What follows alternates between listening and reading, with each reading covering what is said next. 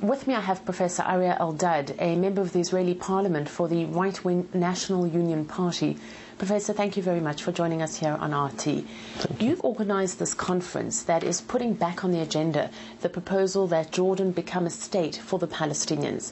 This was touted back in the 1970s, and it was shot down by Israelis because they did not want to replace a friendly Jordanian government with a hostile Palestinian one. The reality today is the same, so why put the proposal back on the agenda? The trade-off is not a hostile regime versus a friendly regime in Jordan. The trade-off is hostile regime, hostile state in the heartland of Israel versus a hostile state in Jordan. Creation of a Palestinian state in Judea and Samaria, in the West Bank, is a death sentence to Israel. That's why we object it, and we try to push forward an alternative plan to the division of the land. Why is it a death sentence to the State of Israel? You have Palestinians living here who have equal rights to this land, just as Israelis do. You have to read the Palestinian Charter. And I don't mean the Hamas, I mean the PLO, that looks at Palestine as one land that is from the Mediterranean to the desert, that includes all the state of Israel and Jordan. For them, the map of the British Mandate is Palestine. And they are ready to fulfill their ideas, their vision, in stages. If we will give them the first stage in Judea and Samaria, they will take it. But forever and ever, they will be an irredenta that want to expand. But you need support from Jordanians, and it's unlikely that Jordanians are going to want to make Jordan, which is a sovereign state, into a future Palestinian country. Not among the Hashemites, even though we had negotiations with one of the royal family through a third party. And he said Jordan will never accept the plan Jordan is Palestine unless it is decided upon by the international community.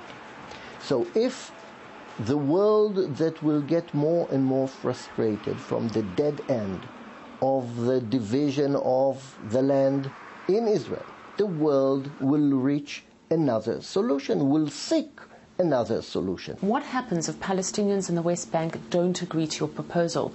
Because essentially you'll be stripping them of the right that they have now, which is the right to vote for the Israeli government. We have this model running very nicely in Jerusalem for the last 40 years.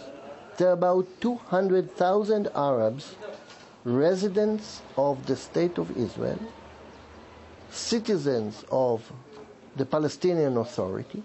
They go to the post office in East Jerusalem and they vote for the parliament in Amman. If they wanted to move to Ramallah, they could move there. They want to stay as in Jerusalem as Israel residents, but they vote to the parliament elsewhere. They still dream about the day that the Palestinian state will be in Jerusalem, as they still dream that their old home in Jaffa or in Haifa will become Palestine. It's part of the same dream. It will never happen. I don't want to deny people of their dream. I'm trying to look for a formula that will reduce the friction. Geert Wilders is best known for his criticism of Islam. A summary of his views is him saying that I don't hate Muslims, I hate Islam. Would you agree? I was too long an active physician to hate people.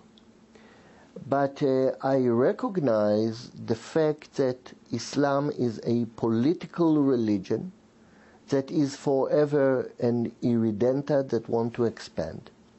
There was an excellent book that written in the year 2000 called The Clash of Civilization by Samuel Huntington.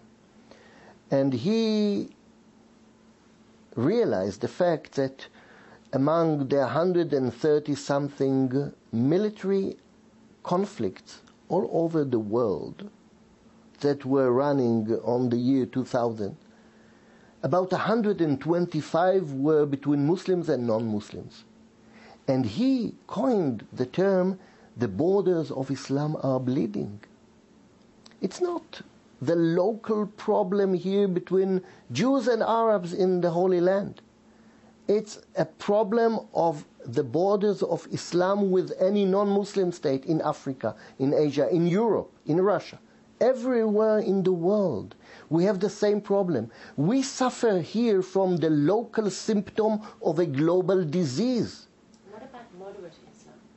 Moderate Islam is there, and there among the billion-something Muslims all over the world, maybe there are only 1 million radical, extremist, whatever.